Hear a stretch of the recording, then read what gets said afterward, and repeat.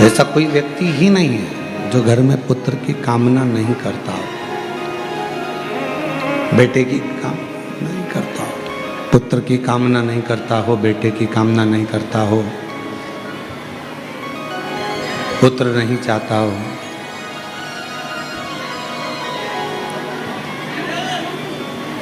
किस लिए कामना करी जाती है? एक पुत्र की कामना इसलिए करी जाती है कि हमारा जब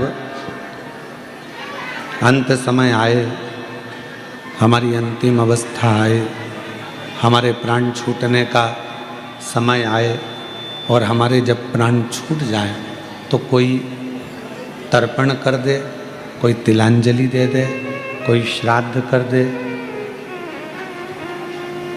कोई पिंड दे दे, बस हमको कोई आखिरी में अग्नि दे दे।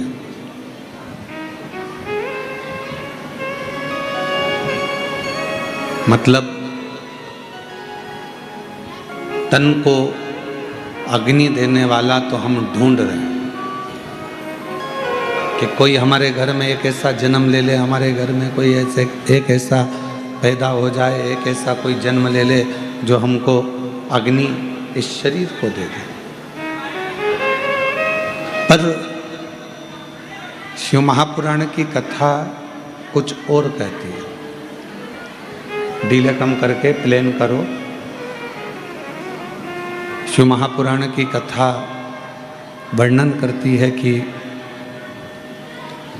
अग्नि देने वाला तो बहुत संसार में लोग मिल जाएगा,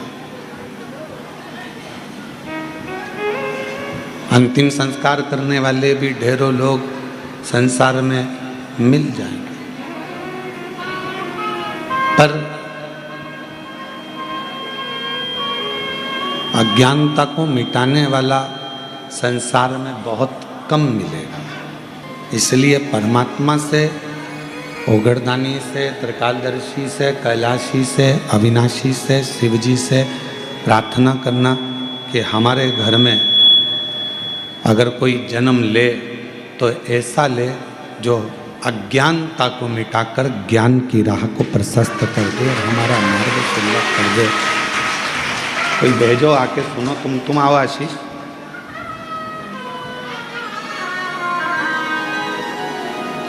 इधर इधर।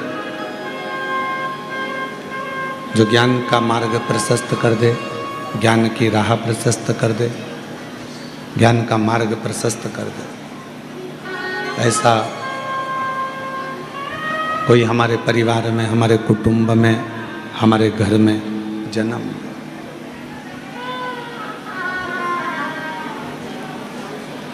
और यदि हमको ऐसा ना मिले, डीले कम कर दो, प्लेन कर दो, डीले कम कर दो, यदि हमको हमारे घर में भी अगर ऐसा कोई जन्म नहीं ले तो फिर प्रयास करो कि शिव कृपा से, भगवान शंकर की करुणा से, दया से, उनकी उदारता से कोई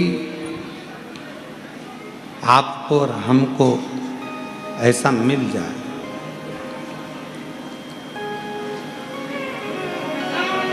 भगवान शंकर की कृपा से आपको और हमको संसार में कोई गुरु, कोई सदगुरु, कोई ऐसा संत, साधक, उपासक मिल जाए जो हमें अज्ञानता से दूर कर कर ज्ञान का मार्ग प्रशस्त करके परमात्मा के दरवाजे तक छोड़ दे, भगवान की चौखट तक छोड़। हमने पहले भी कथा में कहा, आज फिर कहते हैं, मृत्यु लोक में जन्म लेना, संसार सागर में जन्म लेना सरल है। कोई आप पुण्य करेंगे, मृत्यु लोक में जन्म ले लेंगे।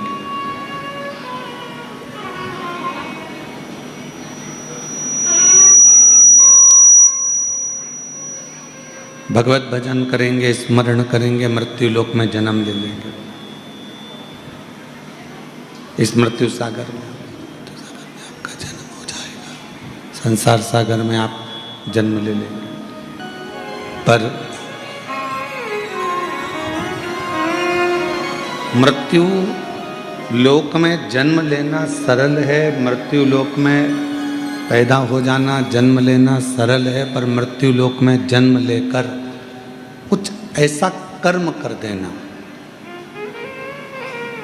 कि तुम्हारे जाने के बाद भी दुनिया के लोग तुम्हें याद करें, तुम्हारे जाने के बाद भी दुनिया के लोग प्रभु का स्मरण करें। ये संसार में जन्म लेना सरल है, पर जन्म लेने के बाद भगवत भजन करना, भगवान की भक्ति करना, भगवत स्मरण करना, भगवत नाम लेना, भगवत कीर्तन करना, ये बहुत कठिन है, बहुत कठिन। और मैंने तेरे ही भरोसे बाबा, तेरे ही भरोसे हवा विच उड़ती जागी बाबा, डोर है तो छड़ी नाम कटी जागी। भोले मैं तेरी भक्त, शंभो मैं तेरी भक्त, हवा विच उड़ती जागी बाबा, डोर है तो छड़ी नाम कटी जागी। तो मृत्यु लोक में जन्म लेना सरल है, पर मृत्यु लोक में जन्म लेकर भगवान का भजन, भगवान का स्मरण, भगवान की भक्ति, भगवत नाम ये जपना कठिन है, बहुत कठिन।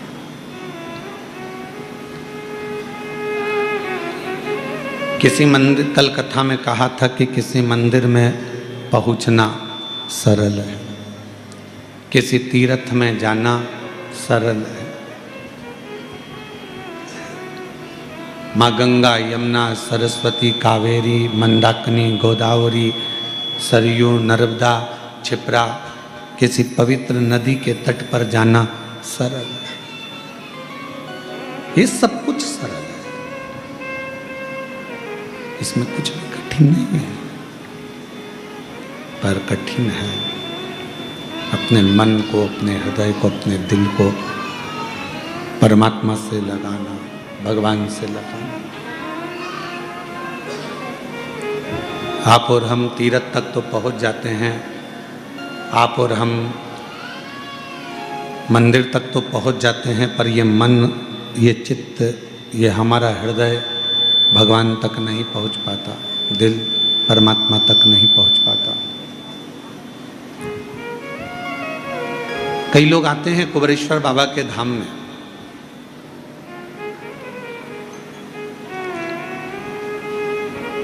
झोली पसारते हैं, प्रार्थना करते हैं, विनय करते हैं, निवेदन करते हैं, विनती कर कर बाबा से खूब मांगते हैं और बाबा से मांग कर चले भी जाते हैं।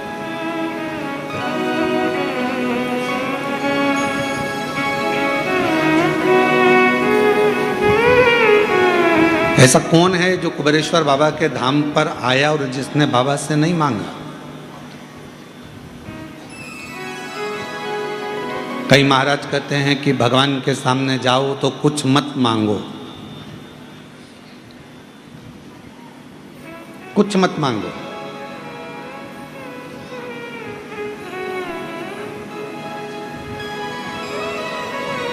पर एक माँ और एक बाप, एक पिता और एक माँ ऐसी होती है जो अपने बच्चे को ये चाहती है कि मेरा बच्चा, तुम खुद अंदाजा लगाओ, प्रयास करो, प्रैक्टिकल करके देखो,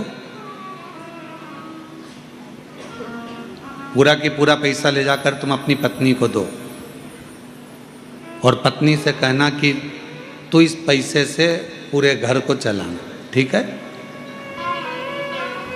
प्रैक्टिकल करना।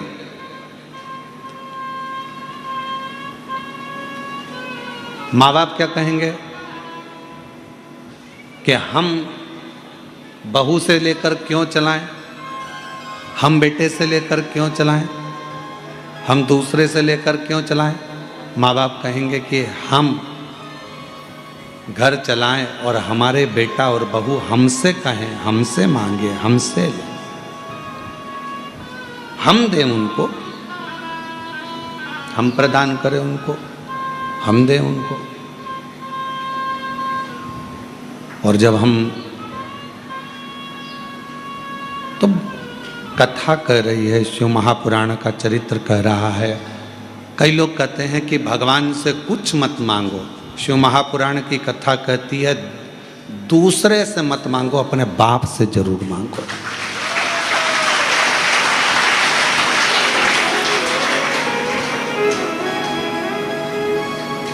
अगर उससे नहीं मांगोगे तो किसके दरवाजे पर जाकर मांगोगे? बोलो बोलो।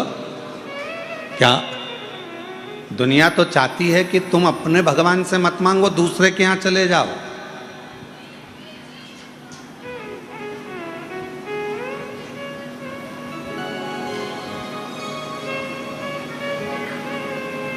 दुनिया तो चाहती है कि आप गुरुवार भूल जाओ, शुक्रवार याद रखो।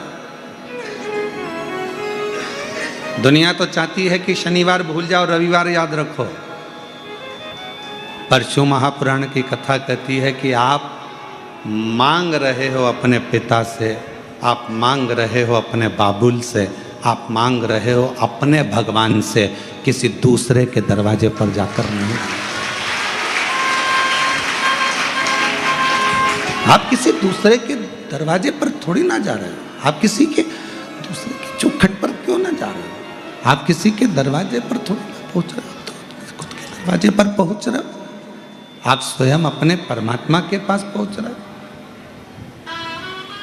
आप स्वयं अपने इष्ट देव के पास पहुंच रहे हो।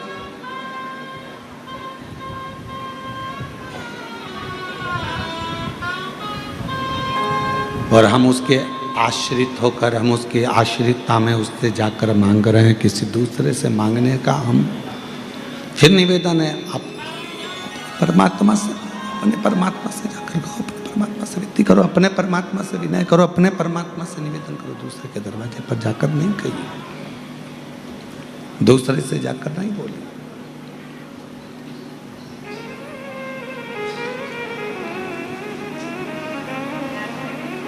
कहा भगवान से मत मांगो, भगवान तो हमारा पिता है, परमात्मा हमारा पिता है। और जब हम परमात्मा के पास जाएं, फिर निवेदन है आप कुबेरेश्वर धाम पर कभी भी आना, कुबेरेश्वर धाम की भूमि पर कभी भी पहुंचना, आप उसको अपना बाप मान लो तो आना, और अगर बाप ना मानो तो बिल्कुल मत आओ। मत तो मत आओ।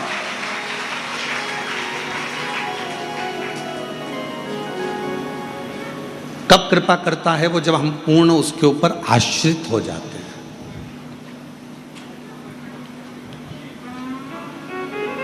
थोड़े दिन मन भटक रहा है यहाँ, थोड़े दिन मन भटक रहा है वहाँ, थोड़े दिन मन भटक गया कहीं कहीं कहीं कहीं, जहाँ तहाँ हम इस मन को भटकाते रह रहे हैं, मन को भटका रहे हैं।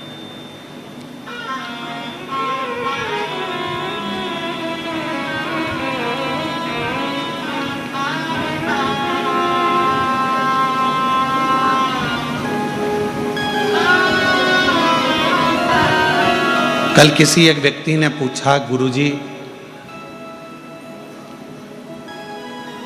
हमें अपनी गाड़ी की स्पीड कितनी रखना चाहिए?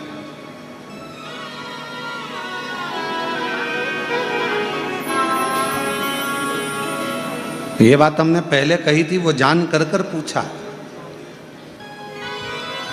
कि हमें अपनी गाड़ी की स्पीड कितनी रखना चाहिए। हमने कहा जितनी तुम्हारी उम्र हो उतनी गाड़ी की स्पीड रखो। जितनी तुम्हारी उम्र है, 18 साल के हो तो 18 स्पीड रखो, 50 साल के हो तो 50 स्पीड रखो, और 60 साल के हो तो 60, 80 साल के हो तो 80, 90 साल के हो 90। तुम्हारी जितनी स्पीड हो उतनी स्पीड आप रखिए। आपकी जितनी उम्र हो आप उतनी स्पीड रखो। जितनी आपकी उम्र उतनी आपकी स्पीड। बच्चे कहें कि हमें गाड़ी कितनी स्पीड में चलाना है, बुजुर्ग कहे हमें गाड़ी कितनी स्पीड में चलाना है, कोई कहे हमें गाड़ी कितनी स्पीड में चलाना है। तो जितनी स्पीड आपकी हो उतनी स्पीड में आप गाड़ी चलाओ। शंभू रे बाबा।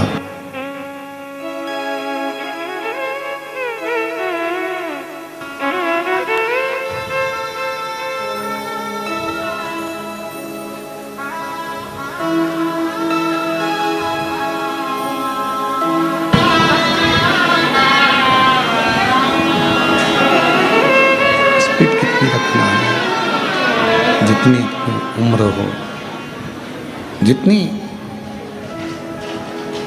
आपकी उम्र हो उतनी स्पीड रखिए। 18 साल के हो तो 18 की स्पीड में गाड़ी चलाओ, 20 साल के हो तो 20 की स्पीड में गाड़ी चलाओ, 50 साल के हो तो 50 की स्पीड में गाड़ी चलाओ। और यदि तुम 80 साल के हो, 80 की स्पीड में चलाओ।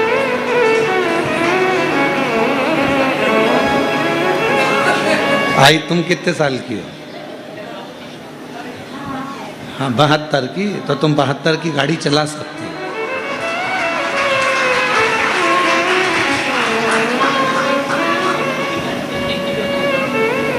श्रीवास्तव जी कितने साल के हैं? तो 50 की चलाना, 50 से ऊपर गाड़ी नहीं दौड़ाना अपने को। जितनी स्पीड अपनी उम्र के अनुसार, अपनी उम्र के हिसाब से स्पीड गाड़ी की रखी। बहुत तेज अपने को नहीं दौड़ना। आज लोग इतना तेज दौड़ रहे हैं, इतना तेज दौड़ रहे हैं कि मनुष्य की देह को खिलौना समझ रखे। मानव की देह को खिलौना समझ लिया, मनुष्य की देह को केवल खिलौना मान लिया, केवल खिलौना। किसी माँ से पूछो, उसके पिता से पूछो, एक बच्चे के लिए कितने कितने मंदिर में जाकर प्रणाम किया होगा।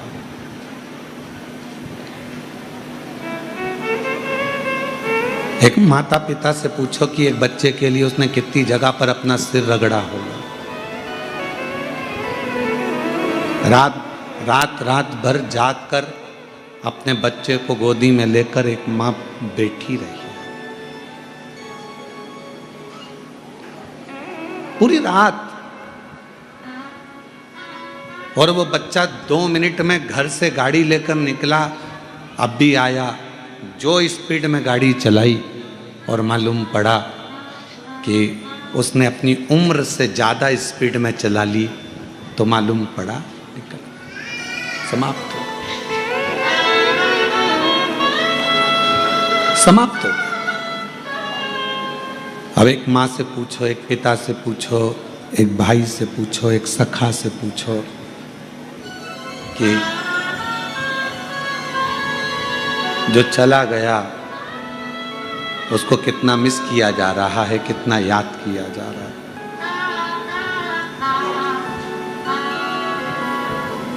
कितना स्मरण उसका किया जा रहा है, कितना उसको पूछा जा रहा है। शिव महापुराण की कथा भी यही कहती है,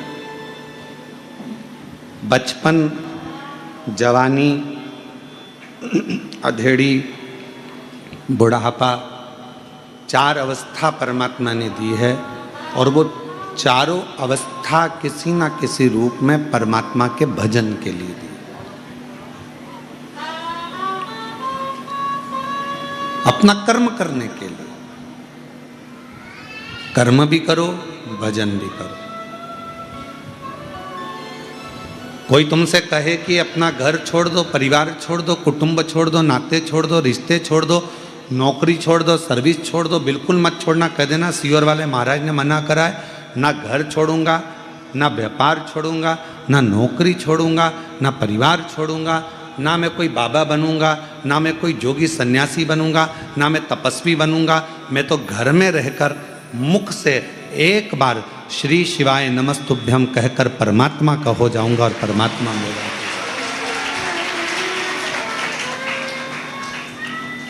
मैं भगवान का और भगवान मेरा।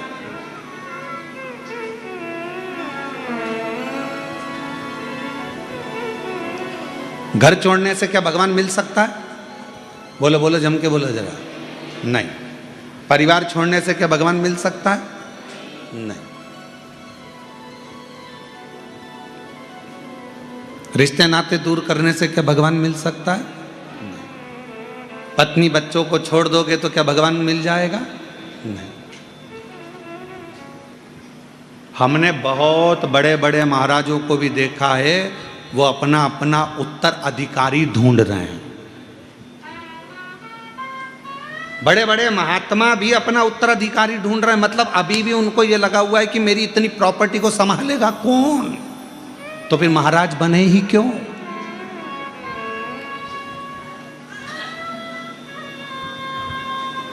हमारे जाने के बाद ये प्रॉपर्टी कौन संभालेगा, हमारे जाने के बाद ये कौन संभालेगा, कौन देखेगा?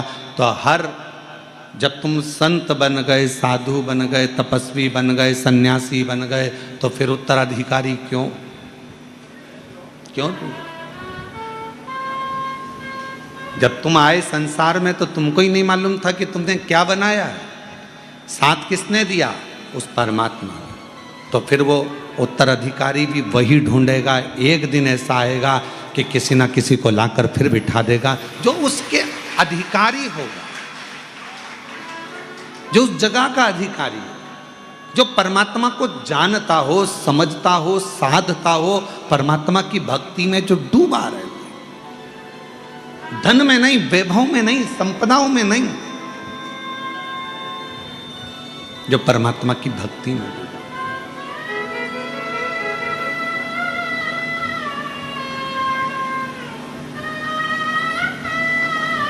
और आज के ज़माने में कोई कहे तुमसे कि तुम ये सब छोड़ दो, हम नहीं छोड़ सकते। हम घर में रहकर भगवत भजन कर कर, भगवत नाम लेकर, भगवत मंत्र का जाप कर कर, चाहे राम जपेंगे, चाहे कृष्ण जपेंगे, चाहे शिव जपेंगे, चाहे हम श्री शिवाय नमस्तुभ्यम जपेंगे, पर हमारे परमात्मा को हम भजकर परमात्मा के होंगे और परमात्मा हमारा होगा।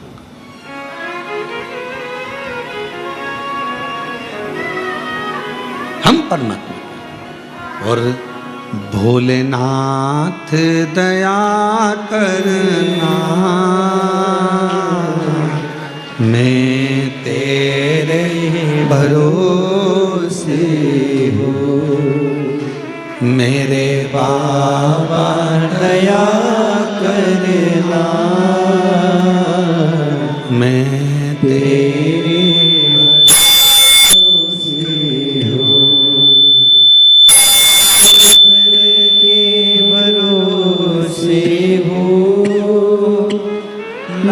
परिवार के भरोसे हो,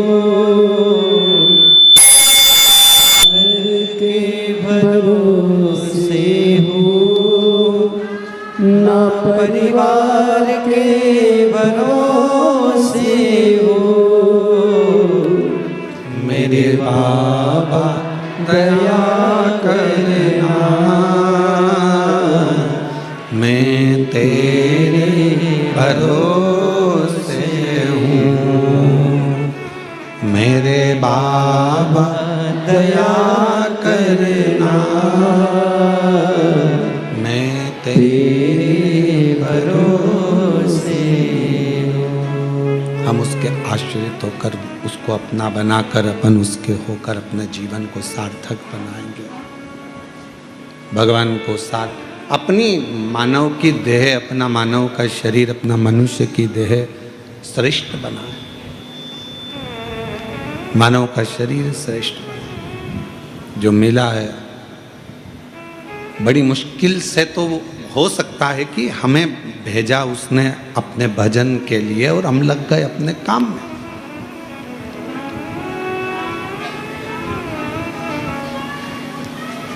हम मानते हैं कि घर संभालो, परिवार संभालो, कुटुंब संभालो, रिश्ते संभालो, नाते संभालो, सब कुछ संभालो, पर साथ में उस परमात्मा का भजन भी बहुत जरूरी है, उस परमात्मा का स्मरण भी बहुत जरूरी है, मंत्र जाप भी बहुत जरूरी है, नाम कीर्तन भी बहुत जरूरी है, स्मरण भी बहुत जरूरी है, भगवत भजन भी बहुत जरूरी है। थोड़ा सा, ज़्यादा नहीं, बस थोड़ा सा भजन, थोड़ा सा स्मरण, थोड़ी सी भक्ति, थोड़ा सा नाम जाप, थोड़ा सा कीर्तन, बहुत। कभी इस व्यासपीठ ने ये नहीं कहा कि 24 घंटे आप भगवान के मंदिर में बैठो। इस व्यासपीठ ने कभी ये नहीं कहा कि तुम 2-4 घंटे भगवान के मंदिर में जाकर बैठो। इस व्यासपीठ ने केवल इतना कहा कि एक लोटा जल सारी समस्या का हल। लोटे में जब तक जल रहे उतनी देर मंदिर में रहो और वापस निकल लो। बहुत है। झाड़ू लगाया, पोछा लगाया, हाथ धोए, बाबा को जल चढ़ाया, पूजन करी, उतनी देर बाद फिर अपने घर की और अपने गंतव्य की और अपने घर की ओर चल दो। फिर अपने को नहीं रखना, फिर अपने को नहीं जाना। उतनी देर बस भगवान की भक्ति मंदिर में रहिए, बाकी के समय पर अपने अपने घरों में चल दीजिए, चल दो फिर अपन। ये व्यासपीठ कभी नहीं बोली शंभो शंभो। ये व्यासपीठ कभी नहीं बोली कि आप 2 घंटा, 4 घंटा, 6 घंटा, 8 घंटा, 10 घंटा मंदिर में दो। आप तो उतना दो जितना आपका दिल करे। बहुत है।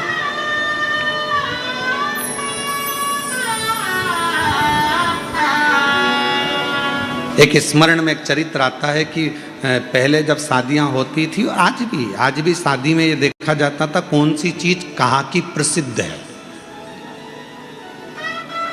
अब तुम्हारे उधर ऐसा होता है कि नहीं होता? हमारे इधर तो बहुत ही, मध्य प्रदेश में जरा मालवा क्षेत्र में, हमारे क्षेत्र में होता है। क्यों साहब, बैंड बाजा कहाँ का लाना है छोरे की शादी में? लड़के की शादी है, बैंड कहाँ का करना है? कहा साहब वहाँ का बैंड बड़ा प्रसिद्ध है, अपन तो वहाँ का कर कर लाएंगे। चलो ठीक है। हलवाई, कैटरिंग, भोजन कहाँ का अच्छा है? कहा साहब वहाँ का भोजन अच्छा है, वहाँ का हलवाई अच्छा है, तो अपन वहाँ का हलवाई लाएंगे। ठीक है। लाइट सिर पे लेके चलते हैं, लाइट कहाँ की अच्छी है? तो कहा साहब वो उधर की लाइट अच्छी है। आप जितने बैठे हो ना, तुम्हारे भी गांव का कुछ ना कुछ अच्छा है।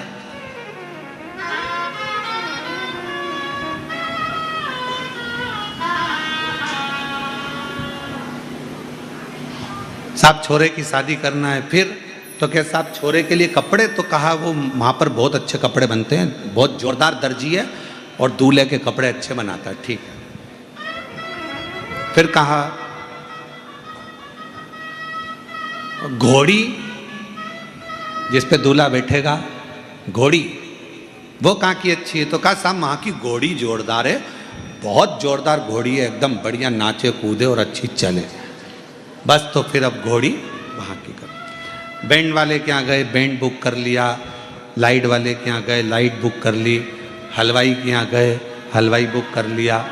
कैटरिंग वाले के यहाँ गए, कैटरिंग की व्यवस्था बुक कर ली। कपड़े वाले के यहाँ गए, बोलो कपड़े बुक कर लिए। अब पहुँचे घोड़ी वाले के। साहब हमने सुना है तुम्हारी घोड़ी बहुत जोरदार है। हाँ साहब, सब जगह प्रसिद्ध है। तो हमारे लड़के की शादी है तो हमको तुम्हारी घोड़ी चाहिए। दे दूंगा, मना नहीं है, दे दूंगा। पर पहले मुझे बताओ कि लड़का कैसा है? तो उन्होंने कहा हम घोड़ी लेने आए कि छोरी लेने आए?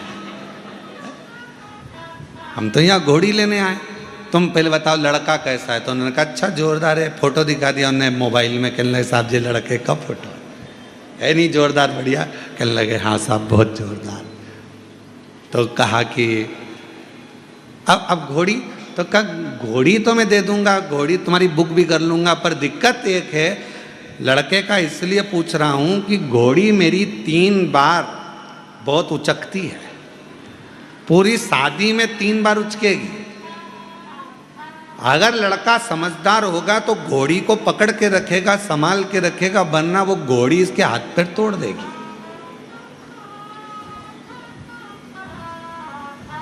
पूरा शरीर उस घोड़ी बेकार कर देगी, अभी याद रख लेना। तो दूसरे ने कहा नहीं साहब मेरे लड़के की शादी में तो ऐसी घोड़ी नहीं करूं जो हाथ पैर तोड़ दे। फिर दूसरे ने कहा अरे अपना अपना गांव में 4 चांद लगेगा, ऐसी घोड़ी आएगी तो कहा ठीक है तो तुम्हारी घोड़ी बुक, कितना में? तो के 50,000 रुपये में घोड़ी बुक करी। ठीक है। अब उसने जाते जाते कह दिया अपने लड़के को समझा देना घोड़ी 3 बार उचकेगी। संभल गया तो हाथ पैर नहीं टूटेगा, संभल गया तो शरीर बेकार नहीं होगा, वरना फिर वो पलंग पे पड़ा रहेगा। अब लड़के का बाप सबसे पहले घर गया और घर पे जाकर अपने लड़के को बुलाया, बेटा हम तेरा सूट पसंद करिया है, बैंड पसंद करिया है, केटरिंग, हलवाई, भोजन, कार्यमंगल सब पसंद कर लिया, पर बेटा घोड़ी पसंद करी, पर वो घोड़ी 3 बार उचकेगी। लड़का बोला पिताजी काहे चिंता करते हो, मैं हूं तो सरी, संभाल लूंगा।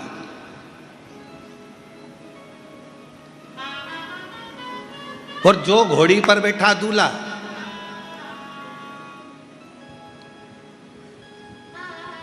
अब ये इंतजार कर रहा था कि कब उचके,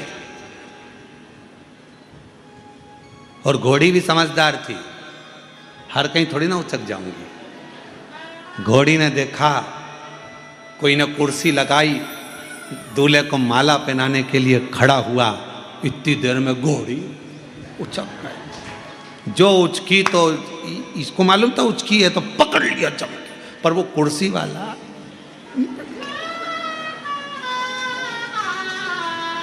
फिर इसने विचार करा अरे साहब बेचारे को लग गई, हमारा यही जी था है, हमारे यहाँ के हमारे रिश्तेदार था और उसको लग गई साहब, घोड़ी उचक गई। फिर आगे गए तो ये सोचा घोड़ी अब उचकेगी, पर घोड़ी समझदार थी, हर कहीं नहीं उचकती थी। फिर उसने देखा कि 3-4 आगे नाच रहे थे, 3-4 पीछे नाच रहे थे, उचक गई। आगे वाले को भी पटक दिया, पीछे वाले को भी पटक दिया। अब तीसरी बारी थी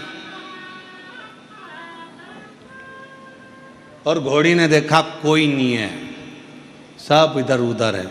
इतना में घोड़ी जोच की जम के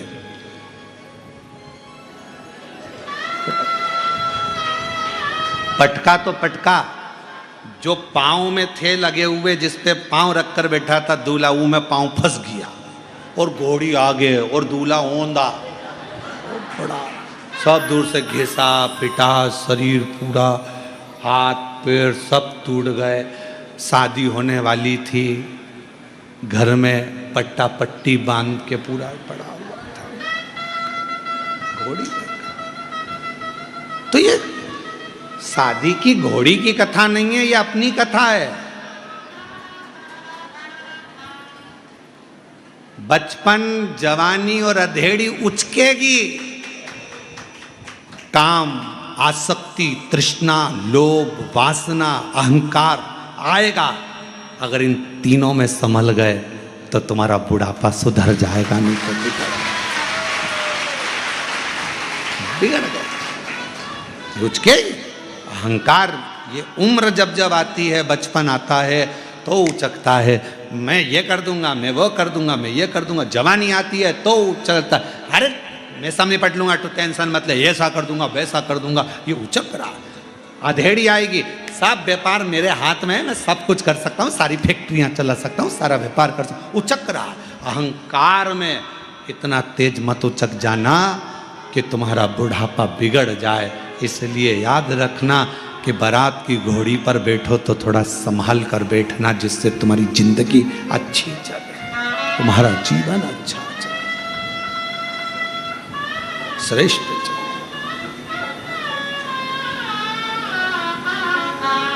हम भटक रहे हैं। अगर कथा में आने के बाद भी हमारा मन उचक जाए, भगवान की शरणागति में पहुंचने के बाद भी हमारा मन उचक जाए, इतने बड़े संत, साधु, सन्यासी, तपस्वी, साधक, महात्मा, महंत, संत बन गए, और फिर विचार करें कि मेरा गादी पर बैठेगा कौन। मतलब तुम्हें अभी भी प्रॉपर्टी की चिंता है, अपने हर चीज की चिंता लगी हुई है, इसको कौन संभालेगा, उसको कौन संभालेगा। तो तुमसे तो अच्छा एक साधारण सा रिक्शा चलाने वाला मेहनत करता है, 100 रुपए कमाता है, परिवार का पालन करता है और रिक्शे पर भी चैन की नींद लेता है, नो टेंशन, कोई चिंता नहीं। कल का कल देखा जाएगा, जो होगा। किसने देखा कल, किसको मालूम है? तुमको नहीं मालूम था कि यहाँ कथा हो रही है, तुमको नहीं, तुमने तो टिकट कर, क्योंकि इतनी जल्दी तो रिजर्वेशन भी नहीं मिल सकता जितनी जल्दी तुम्हारे, तुमको मालूम, तुम तो चल दी, तुम्हारा टिकट हो गया, तुम तो चल दी बढ़िया कि अपन कथा में नहीं, अपन तो कुबेरेश्वर धाम जा रहे हैं, अपन तो बाबा के धाम जा रहे हैं, तुम तो आ गए, तुम्हें मालूम ही नहीं था। पर बाबा ने तुमको लाकर यहाँ बिठा दिया, किसी को यजमान बनाकर बिठा दिया, किसी को यहाँ बिठा दिया, ये तो उसकी कृपा है, उसकी उदारता, उसकी करुणा है, ये उसकी दया है। किसको मालूम कहाँ जाना है, कौन को मालूम?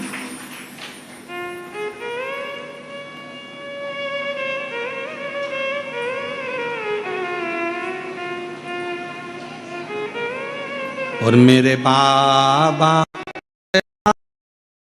ना मैं तेरे भरोसे हूँ, मेरे बाबा दया करना, मैं तेरे भरोसे हूँ, नांगर के भरोसे हूँ, ना परिवार के भरोसे हूँ, ना घर के भरोसे हूँ, ना परिवार के भरोसे हो। भोले बाबा दया करना, मैं तेरे भरोसे हूँ, मेरे बाबा दया करना, मैं तेरे भरोसे हूँ। आएगा समय, बचपन, जवानी, अधेड़ी, ये सब आएगा और हम अहंकार में, काम में, आसक्ति में, लोभ में, तृष्णा में, वासना में, हर एक में हम बहुत उचकेंगे, बहुत उचकेंगे। पर संभलना आपको और हमको है, साधना आपको और हमको है।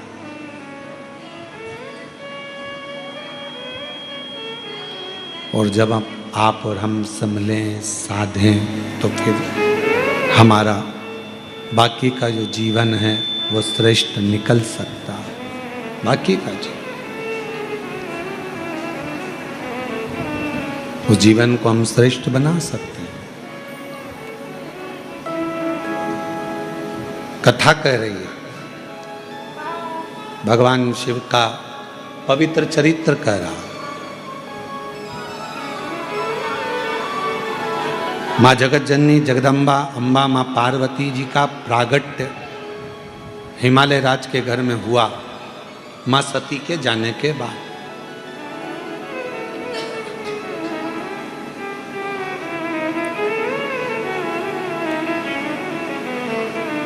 सती माँ चली गई,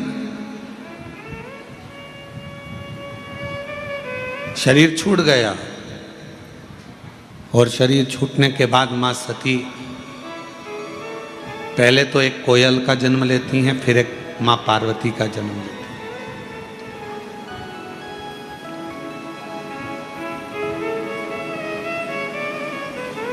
माँ जगत जननी पार्वती के रूप में प्रकट हुई।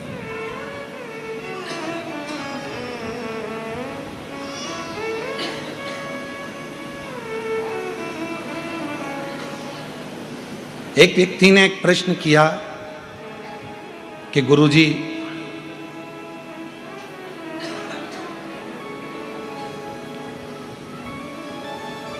हिमालय राज्य की बेटी का नाम पार्वती, क्या मां पार्वती का नाम संपूर्ण विश्व के शांति को, पोषण को, विश्व भरण को संपूर्ण विश्व के पेट भरने को जागृत करता है। यदि हम देवी भागवत पढ़ें और देवी भागवत का स्मरण करें या शिव महापुराण की कथा का स्मरण करें तो केवल माँ पार्वती का नाम गौरी शंकर गौरा पार्वती भगवान देवाधिदेव महादेव के साथ जब हम माँ पार्वती के नाम का उच्चारण करते हैं, केवल माँ पार्वती के नाम का उच्चारण, तो आप महसूस करेंगे कि आपके अंदर एक अलग से ऊर्जा, एक अलग से बल आपके शरीर में आ रहा है।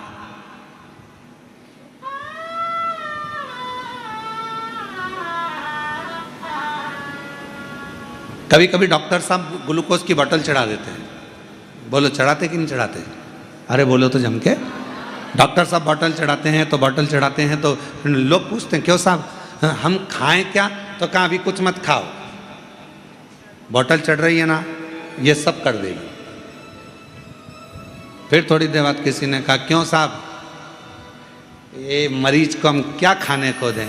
तो फिर डॉक्टर ने कहा देखो प्राण मत खाओ, चुप रहो, शांति रखो, बोतल चढ़ रही है ना, इसमें सब है।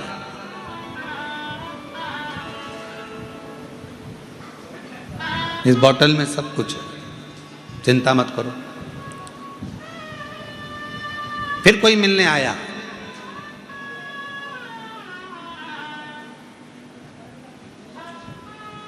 क्यों डॉक्टर साहब 6 घंटा हो गया इन्हें पड़ा, कुछ तो खाने का देना चाहिए ना। डॉक्टर साहब बोले तू खा ले, पर इसको हम बोले ना ये पानी जो बोतल चढ़ रही है इससे सब कुछ मिल रहा है, सब कुछ।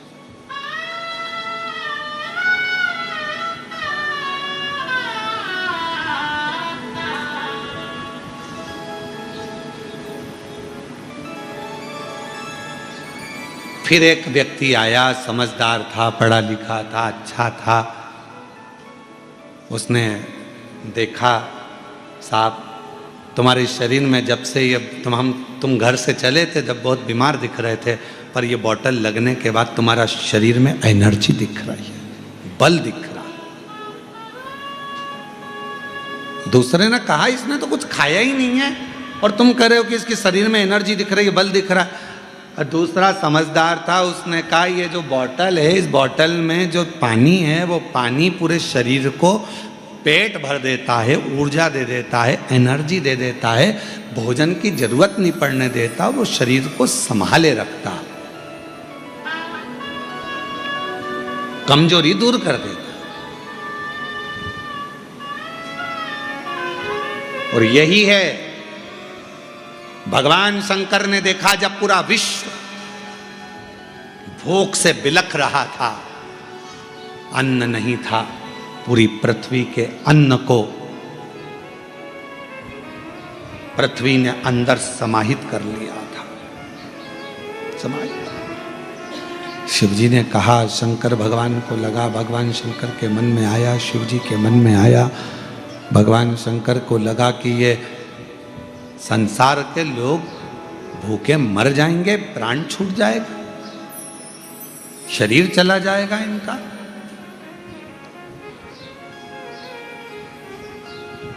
कौन इनको जपेगा, क्या होगा? तब भगवान देवाधिदेव महादेव ने अपने डमरू का नाद किया और डमरू का नाद कर कर उस नाद में से एक शब्द प्रकट हुआ। वो शब्द गर्जना कर दिया कि तुम्हारी जो अर्धांगिनी है पार्वती, अगर संसार के लोग केवल मां पार्वती का स्मरण करेंगे तो उनको कुछ भी अगर भोजन को भी ना मिले तो उनके शरीर में ऊर्जा बनी रहेगी, उनका प्राण नहीं छूटेगा।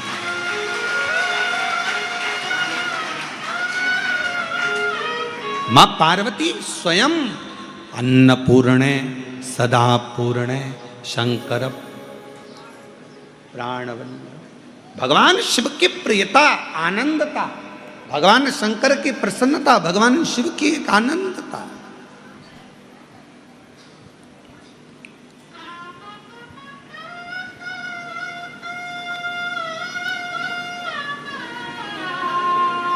यदि मेरे भगवान शंकर के पूरे शरीर के अंदर पूरा विश्व समाया हुआ है, मेरे देवादिदेव महादेव के पूरे शरीर में अगर भगवान शंकर के पूरे शरीर में ये पूरा विश्व समाया हुआ है, जलचर थलचर वायुचर सब शिव के शरीर में है, तो मेरी जगत जननी पार्वती मैया का केवल नाम उच्चारण उस शरीर में जितना विश्व समाया है सबका भरण पोषण करने का बल मेरी माँ जगत जननी जगदम्बा पार्वती जी रखती। पार्वती का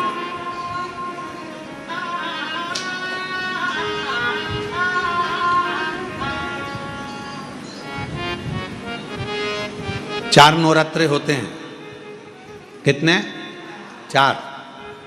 2 नवरात्रे गुप्त होते हैं, 2 नवरात्रे तुम्हारे सामने आते हैं, एक चैत्रीय एक शरदीय। ये श्राद्ध विराम हो जाएगा, फिर नवरात्रे प्रारंभ हो जाएंगे, शरदीय नवरात्रे प्रारंभ। क्यों भैया? कभी किसी ने पूछा कि 4 नवरात्रे होते हैं?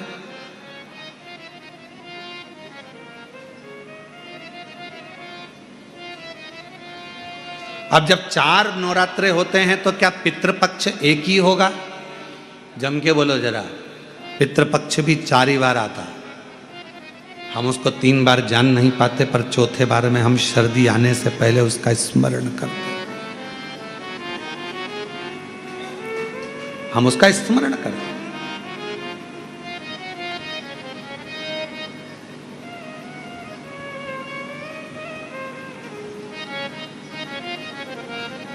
क्या केवल 4 नवरात्रे क्यों? मां जगतजननी की आराधना 4 बार 4 नवरात्रे के रूप में क्यों होती है? हमारा बचपन, हमारी जवानी, हमारी अधेड़ी और हमारा बुढ़ापा, 4 अवस्था में यह नवरात्रे की जो साधना होती है, नवरात्रे में जो आराधना होती है, जो नवरात्रे में माँ आद्य शक्ति दुर्गा भवानी माँ पार्वती की पूजन होती है, माँ गोरा के रूप में, चंद्रघंटा के रूप में, स्कंद के रूप में, कुष्मांडा के रूप में, माँ कात्यायनी के रूप में, माँ कालरात्रि के रूप में, जब हम माँ आद्य शक्ति की आराधना करते हैं तो वो नवरात्रे हमारे शरीर को एक ऊर्जा देते हैं।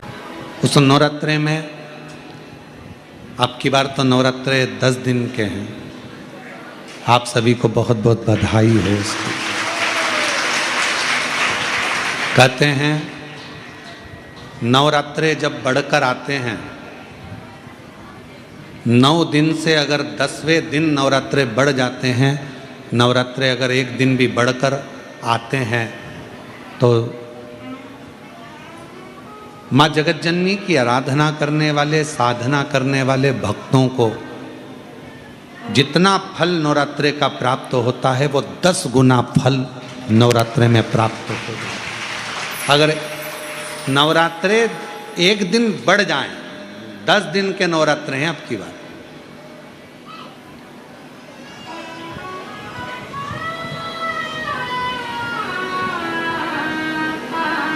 जो शरदीय नवरात्रे इस वर्ष प्रारंभ हो रहे हैं वो 10 दिन के हैं, बढ़कर आ रहा है। शिव शक्ति की खूब आराधना करो, भगवान शंकर और पार्वती की खूब साधना करो, शिव पार्वती का भजन करो, शिव पार्वती का स्मरण करो, शिव पार्वती की भक्ति करो, मंत्र जाप करो, नाम जाप करो, कीर्तन करो, आराधना करो, साधना करो, वो फल देते हैं।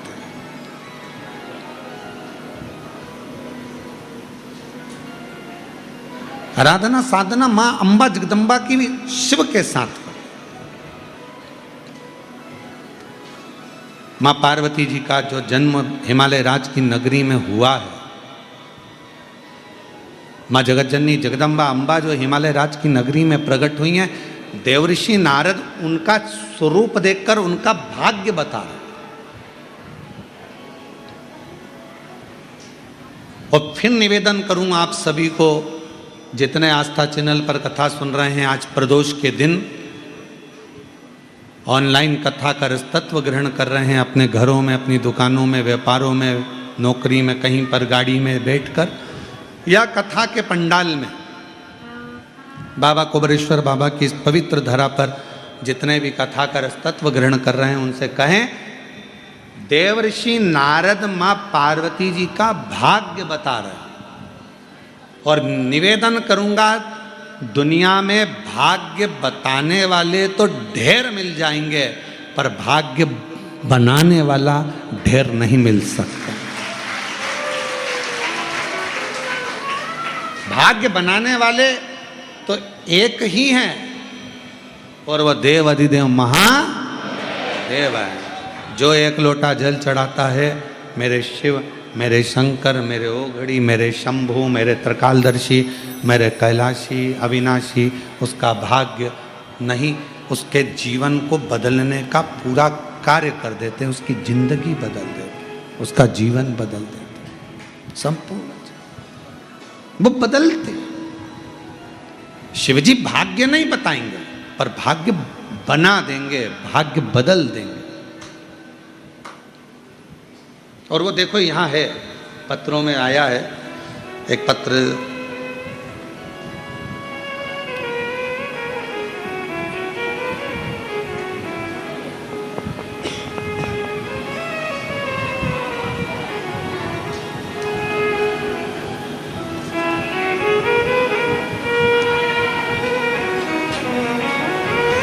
मैं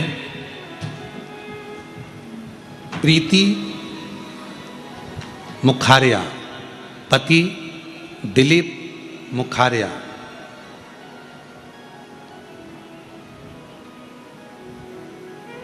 मैं सेंट एनिस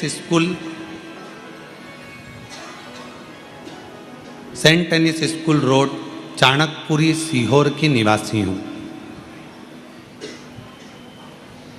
मैं सीहोर की निवासी हूं। मेरा परिवार विगत 3 वर्षों से कुबरेश्वर धाम से जुड़ा हुआ है। गुरुदेव, मैं सीहोर में कई वर्षों से रह रही हूँ। Saint Anne's school road, Chanakpuri, Sehore के निवास है मेरा मोबाइल नंबर है। लगभग 3 वर्षों से हम कुबरेश्वर बाबा से जुड़े हुए हैं। प्रति माह 1 या 2 बार हम कंकर शंकर की पूजन करने के लिए अपने घर से कुबरेश्वर धाम तक आते हैं। 2 साल से मेरे पति कावड़ यात्रा में शामिल हो रहे हैं। जब भी आपकी कथा सीहोर अग्रवाल धर्मशाला या कुबरेश्वर धाम पर होती है, हम जरूर सुनने के लिए आते हैं। बाबा ने हमें इतना दिया कि हम बयान नहीं कर सकते। गुरुदेव, मेरा बेटा डॉक्टर अभी मुखारिया, जो MBBS MD medicine Bhavnagar government college Gujarat से फरवरी 2025 में बाबा कुबरेश्वर धाम के आशीर्वाद से मेरा बेटा डॉक्टर अभी मुखारिया शिव कृपा से डॉक्टर बना। बाबा की कृपा से डॉक्टर की उपाधि। गुरुदेव, शंकर की पूजा करके super specialist DM cardiology NEET हृदय रोग विशेषज्ञ वर्ष 2025 की परीक्षा, जो कि नवंबर 2025 में होना की तैयारी में लग गया। बाबा कुबरेश्वर धाम का चमत्कार देखिए गुरुदेव। नीट सुपर स्पेशलिस्ट वर्ष 2024 की परीक्षा, जो कि नवंबर 2024 में होना थी, किसी कारणवश मार्च 2025 में हुई, जिसमें मेरे बेटे को परीक्षा में बैठने का मौका मिला। नीट सुपर स्पेशलिस्ट वर्ष 2024 का रिजल्ट आने पर बेटे को DM कार्डियोलॉजी द्वारा हृदय रोग विशेषज्ञ में Dinanath Mangeshkar hospital and research centre Poona Maharashtra में जून 2025 में एडमिशन मिल गया। मैं बाबा को यहाँ पर प्रणाम करने के लिए आया। मैं बाबा को यहाँ धन्यवाद देने आई हूँ।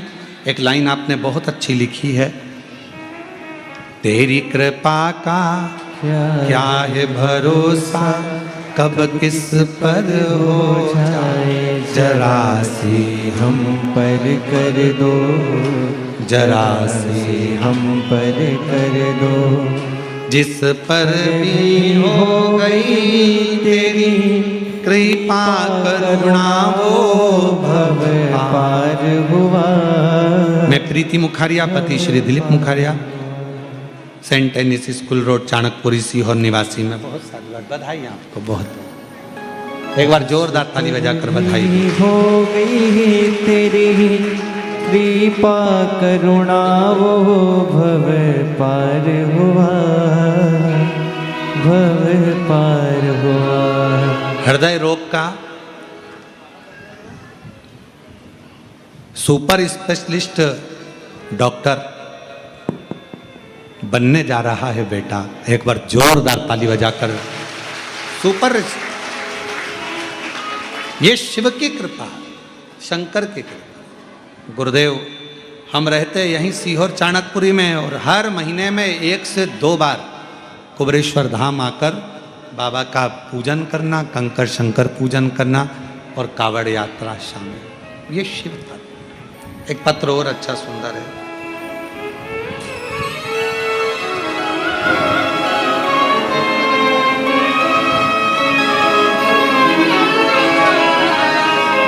मेरा नाम विनोद शुक्ला है।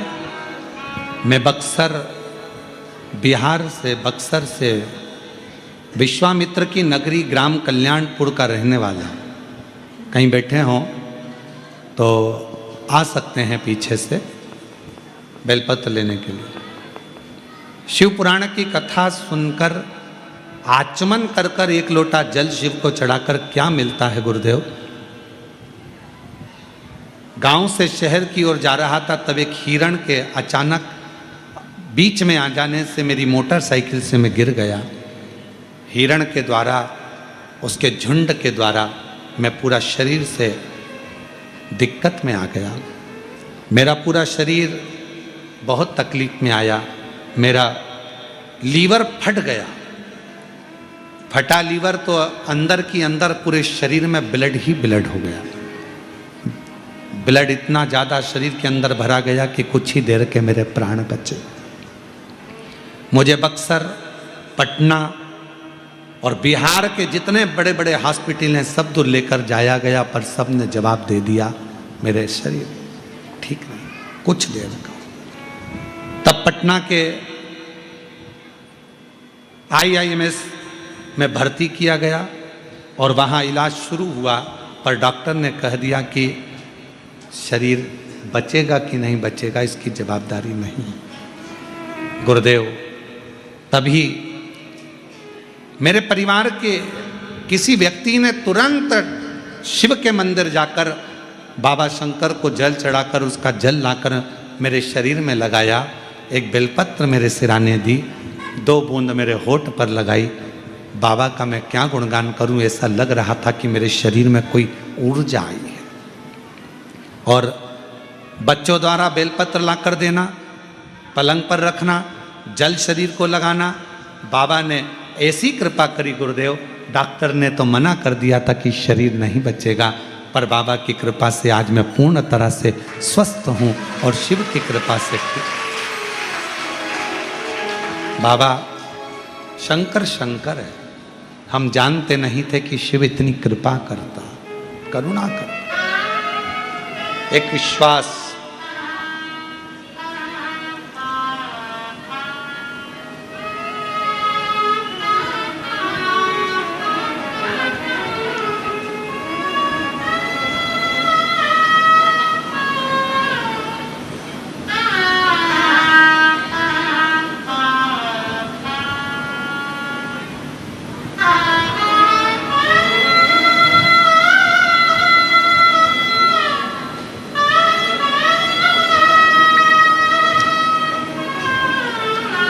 शिव की करुणा किसको कहते हैं?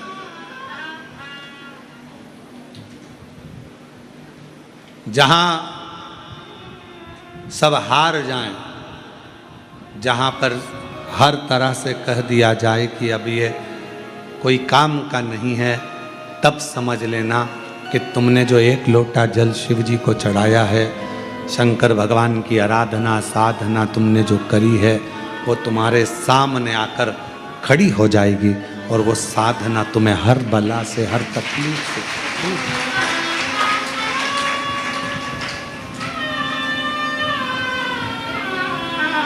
सब दुख दूर हो।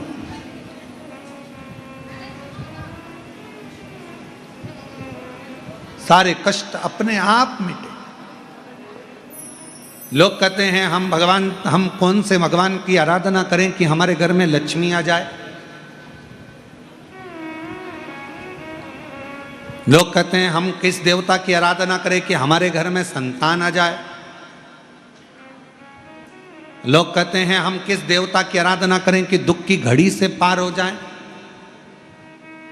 शिव महापुराण की कथा कहती है भगवान नारायण को भी लक्ष्मी देने वाले तो मेरे शिव ही तो हैं। नहीं तो मां लक्ष्मी जी का विवाह उनकी माता तो भगवान शिव को देना चाहती थी, पर भगवान शंकर ने हाथ जोड़ निवेदन किया कि लक्ष्मी जी नारायण को दीजिए, भगवान विष्णु को दीजिए। नारायण एक चोर को भी कुबेर बनाने वाले तो स्वयं देवाधिदेव महादेव। तो दुनिया में अगर कोई संपदा दे सकता है, कोई वैभव दे सकता है, कोई लक्ष्मी दे सकता है, तो वो कुबेरेश्वर महादेव ही हो सकता है। जो कुबेर का भी भंडार भर दे, जो कुबेर को भी, एक चोर को भी कुबेर का पद प्रदान कर दे, वो कुबेरेश्वर बाबा ही हो सकता है। फिर कहा संतान तो शिव। जब भगवान कृष्ण आराधना करते हैं भगवान शंकर की गर्गाचार्य बाबा जी के कहने पर 11 दिन तक पार्थिव शिवलिंग का पूजन करते हैं अपनी रानी के साथ में बैठकर। तो एक एक रानी को 11 संतान शिव की कृपा से प्राप्त हो, शिव की कृपा से। तो क्या वो तुम्हें संतान नहीं दे सकते? फिर कहा संकट की घड़ी से कौन निकाल सकता है? तो मार्कंडे बाबा के तो प्राण छूटने का समय था, राजा श्वेत के तो प्राण छूटने का समय था, प्राण जाने वाले थे, संकट की घड़ी थी। शिव को पुकारा, शंकर भगवान ने संकट काट दिया, दुख काट दिया।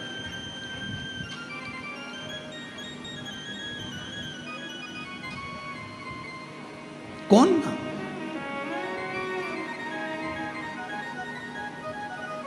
तेरे दरबार की बाबा निराली शान देखी है, तेरे दरबार की बाबा निराली शान देखी है।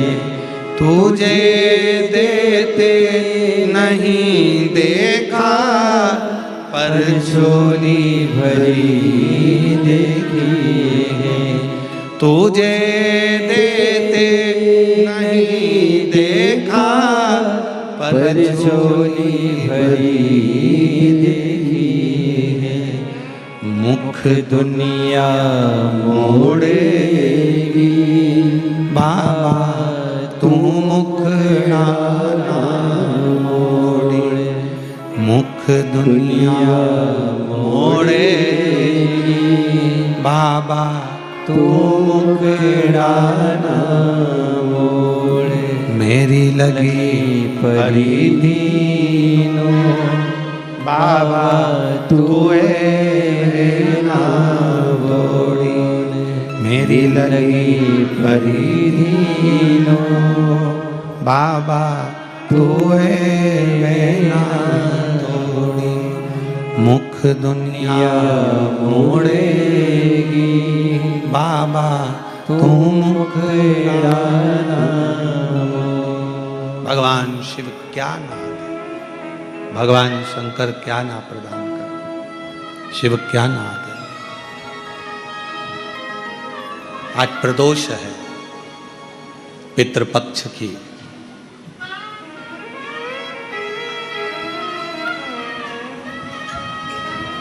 उससे आप दिल से प्रार्थना कर कर, हृदय से अपनी बात कहकर, एक चावल का दाना, एक बेलपत्र, एक लोटा जल, शिव की कृपा, एक घी का दिया, किसी भी वृक्ष पीपल हो, बट हो, जो 5 वृक्ष पितरों के बताए गए हैं, पंच शमी, बेल, पीपल, बट, आंवला, या ना हो तो तुलसी का क्यारा प्रदोष काल में अवश्य लगाओ। शिव से प्रार्थना करें, बाबा को दिल की बात करें, सुनेगा। कुछ ना बने तो हाथ जोड़कर महादेव नमन चरणों में स्वीकार कीजिए, सबका किया है मेरा भी उद्धार कीजिए, उद्धार कीजिए।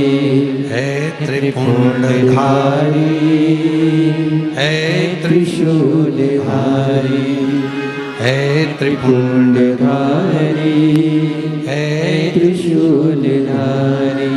चरणों में तेरे बाबा जी पावन है चारों धाम, चरणों में तेरे बाबा जी पावन है चारों धाम। तेरी देव करते वंदना पूजे सीताराम, तेरी देव करते वंदना पूजे सीताराम। हो जाए पूरी कामना, हो जाए पूरी कामना, उपकार कीजिए, सबका किया है मेरा भी उद्धार कीजिए, उद्धार कीजिए। हे त्रिपुंडधारी, हे त्रिशूलधारी, हे त्रिपुंडधारी, हे त्रिशूलधारी। आप दिल से उसको प्रार्थना करेंगे, वो दिल से स्वीकार करेगा। आप दिल से उसको कुछ कहेंगे, वो सुनेगा, सुनता।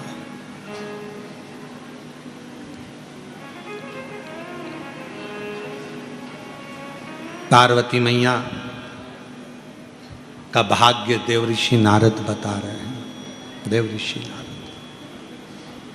भाग्य बताना कोई भी मिल जाएगा आपको, आपका भाग्य बता देगा,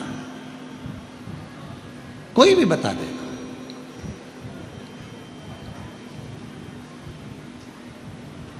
रोड पे बैठा हुआ एक तोता भी तुम्हारा भाग्य बता देता है।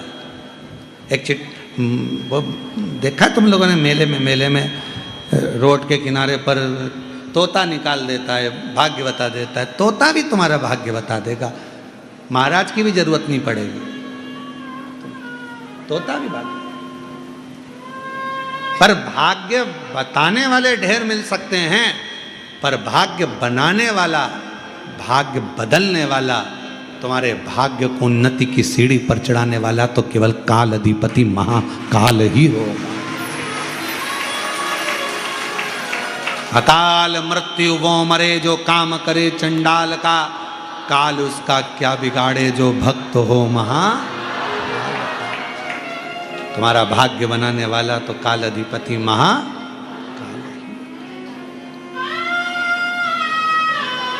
पार्वती जी के भाग्य को बता रहे हैं देवऋषि नारद। पर भाग्य बताना एक अलग विषय है, पर भाग्य बदलना, भाग्य बनाना एक अलग विषय है, एक अलग विषय।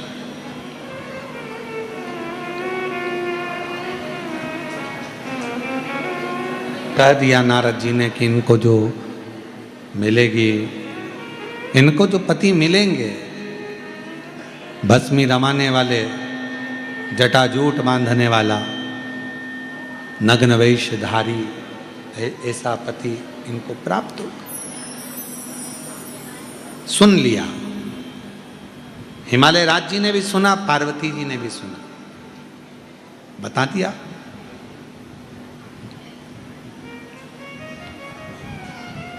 फिर एक बात कह दी हिमालय राज जी ने कि अगर ये सारे अवगुण किसी में हो और उसमें एक गुण हो तो वो सारे अवगुणों को दबा देता है, वो देव अधिदेव महादेव, भगवान शिव, भगवान शंकर, भगवान त्रिकालदर्शी, भगवान कैलाशी, अविनाशी, भगवान शंकर एक ऐसे हैं कि ये सारे अवगुणों को दबा देते हैं। अवगुण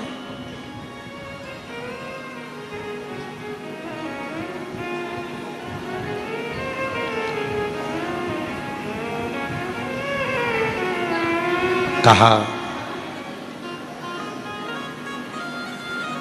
आप कह रहे हो कि पार्वती जी के ललाट पर ये लिखा है, पार्वती जी के भाग्य में ये लिखा हुआ है। आप कह रहे हो कि पार्वती जी के जीवन में ऐसा ऐसा कष्ट आएगा, पार्वती जी का जीवन ऐसा रहेगा,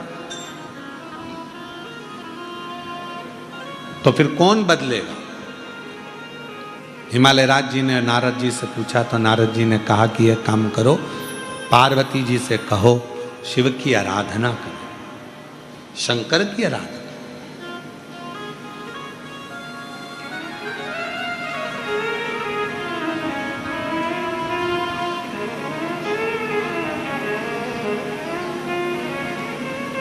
शंकर की आराधना, हाँ।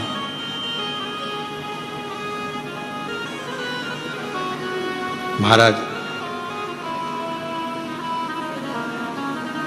नारद जी ने तो उपदेश दिया, ज्ञान दिया, अब लेना तो पार्वती जी के हाथ में है कि जो कहा गया है उसको माने। शिव जी की आराधना करे माँ पार्वती जी, शंकर भगवान की साधना करे माँ पार्वती जी, ये माने।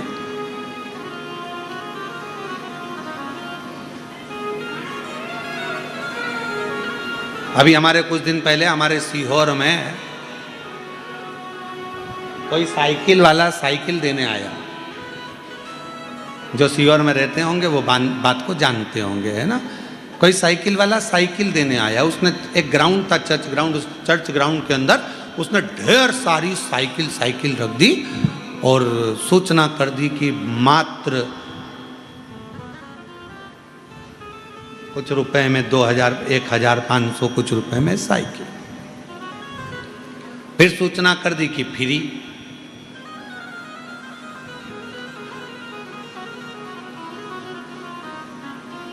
साइकिल की दुकान जितनी थी सीहोर में, एक दुकान में भीड़ नहीं, और जहां फ्री मिल रही थी ढेर भीड़। उसको तो कहना ही नहीं पड़ी कि उठाओ, लोग साइकिल सिर पे रख रख के एक एक की जगह 4 ले गए।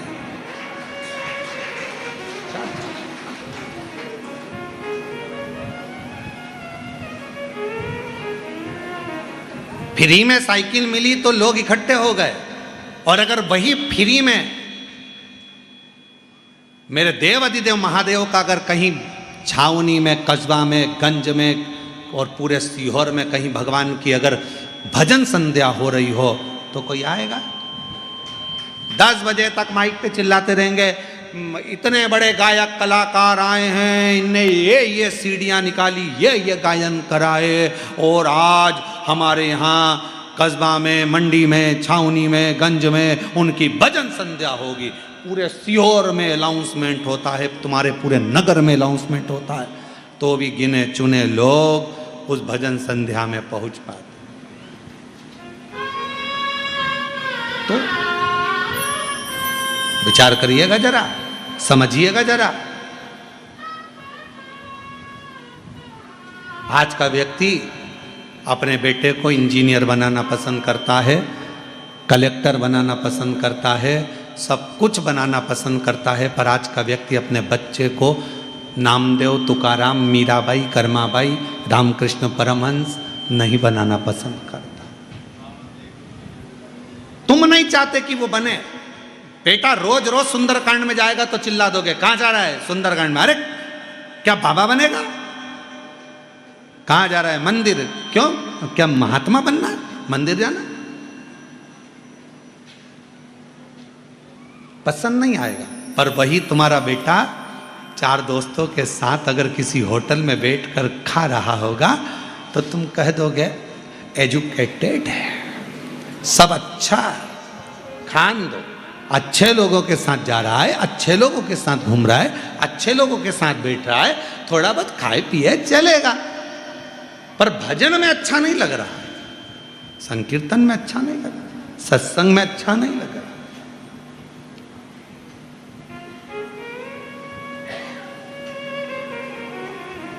बहुत कठिन है महाराज, भगवान की भक्ति का पथ बहुत कठिन है, बहुत कठिन,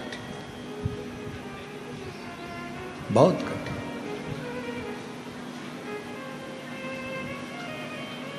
एक बार हम कहीं गए थे, हमें याद है, हम स्थान नहीं बोलेंगे, बस आप समझ जाना, जो कथा सुन रहे होंगे तो वो समझ जाएंगे, ठीक है। एक बार हम कहीं गए और गए तो उन्होंने कहा कि गुरुजी ये हमारे उन्होंने एक माला खूंटी पर रखी थी, एक ऐसी लकड़ी की एक दीवार में ठुकी हुई थी खूंटी, उस पर माला टंगी हुई थी। तो उन्होंने कहा गुरुजी ये हमारी पिताजी की माला है, इसी से वो जपते थे। हमने हमारे पिताजी की माला, छड़ी, चश्मा इनको रखा, पर हमने कभी इनको हाथ नहीं लगाया, आज तक रखे, आज तक पिताजी की माला रखी, हमने हाथ नहीं लगाई। हमने कहा पिताजी के माल को, अरे गुरुजी वो तो हम 4 भाई थे, सबने बांट लिया। वो माल कहाँ गया? तो कहा वो तो कहीं ने प्रॉपर्टी में, किसी ने दुकान में, किसी ने किसी में सबने लगा दिया। पिताजी की माला को आज तक हाथ नहीं लगाया, दादी की माला को आज तक हाथ नहीं लगाया, माल छूने में देरी नहीं करी। निवेदन है, पितृपक्ष की कथा चल रही है, दादा दादी के माल को अगर तुम हाथ लगाते हो तो तुम्हारा एक फर्ज बनता है कि अपने पूर्वजों को प्रणाम भी करते रहो, तर्पण पिंड भी करते रहो और उनके निमित्त कुछ सत्कर्म भी करते रहो।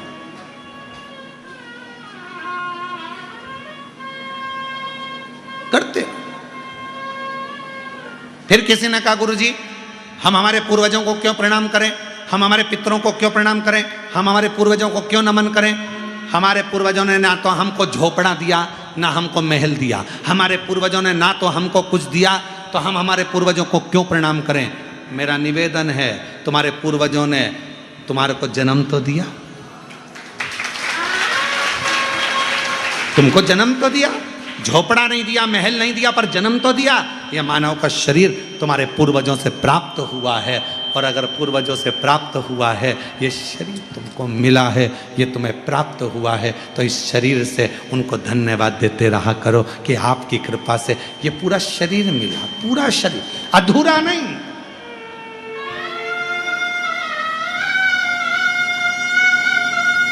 हम कई बार हर हर महादेव कहते हैं, और कोई कोई व्यक्ति इतना व्यस्त रहता है कि वो एक हाथ उठा देता है, हर महादेव।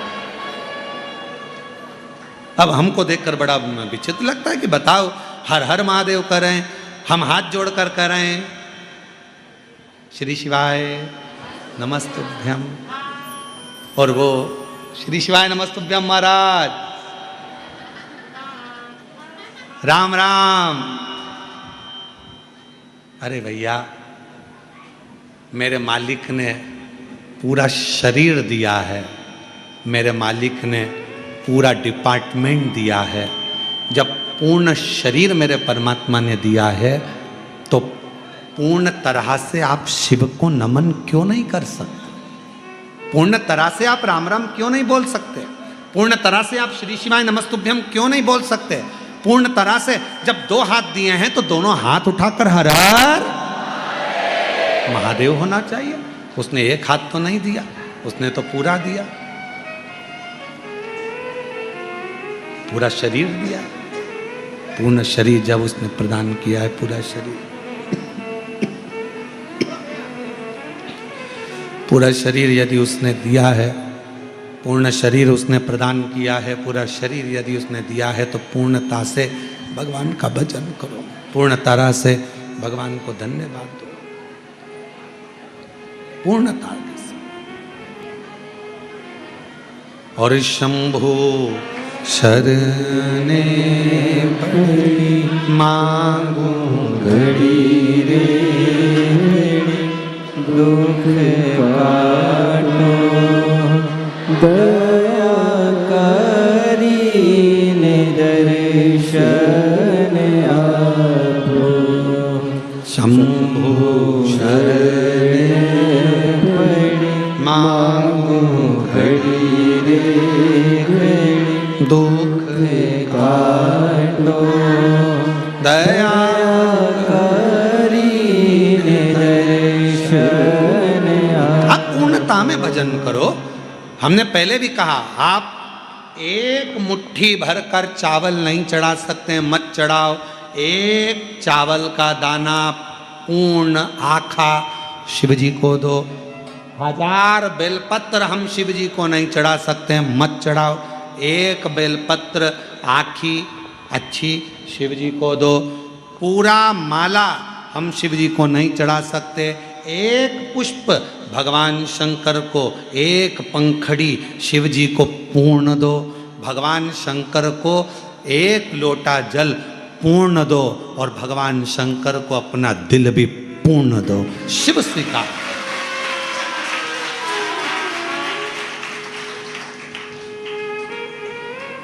पूर्णता में दीजिए। क्यों करना किसी की बराबरी? उसने गाड़ी ली तो हमको गाड़ी लेना, उसने महल बनाया तो हमको महल बनाना, उसने पर्दे लगाए तो हमको पर्दे लगाना, उसने हाथ में कुछ पहना तो हमको पहना, उसने पांव में कुछ पहना तो हमको पहनना, उसने ये डिजाइन के कपड़े सिलाए तो हमको वो डिजाइन के सिलाना। क्यों हमें किसी की बराबरी करना? शिव महापुराण की कथा कभी किसी व्यक्ति को बराबरी करना नहीं सिखाती। क्यों? क्योंकि मेरे शंकर भगवान कहते हैं बराबरी करेगा तो उसके बराबर में ही रहेगा। तू मुझे एक लोटा जल चढ़ा रहा है, मैं तुझे उन्नति पर लेकर जाना चाहता हूं और तू बराबरी कर रहा है।